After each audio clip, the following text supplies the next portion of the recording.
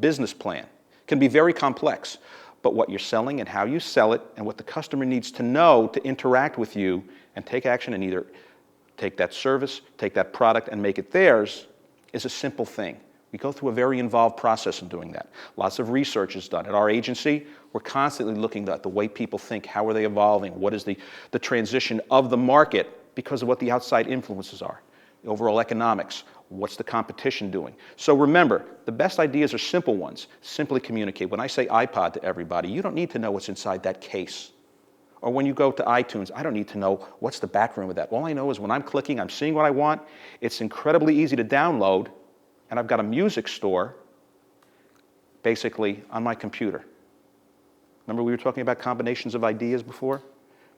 That's iTunes.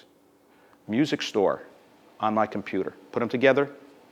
Has it been thought of before? No, but individually it had. So that's when we talk about combinations of old ideas. Also, idea number 5, there is one great idea behind every great idea. That idea is emotion. Nowadays, we know that people are most connected with brands, businesses, the services they provide, and the advertising that's done based upon emotion. We balance emotion with functionality. Yes, I want that. I want that really bad. That really satisfies my needs emotionally. But why would I buy it? I need that functional basis to balance it, but the main driver in today's marketplace is emotion. So you always want to appeal to people's self-interests. That's why Porsche created the Cayenne SUV. I've got a family. I can't get that coupe, but that SUV, I can put the soccer team in the back seat, so now I can get a Porsche. You see how that kind of matches up? And that emotion can be satisfied. So remember, emotion is generally the key driver, whether you're developing a business or products and you want to attract buyers or investors, or you're coming up with ideas. Very important to remember. And above all, here's an idea that we don't use enough these days, and that's having fun. I don't mean laughing and joking and goofing around. What I really mean is being more like a child.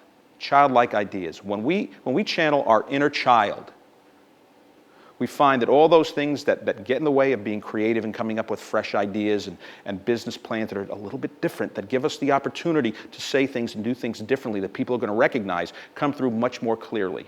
We become much less connected with, we can't do this, it's too expensive, people will never buy it that way. We take all those negatives because children don't think that way. Until adults tell them, no, you can't, or stop that, they have fun, they enjoy, they do, and they're free thinkers. So we want to do that. We want to keep doing that. That's an important thing to remember.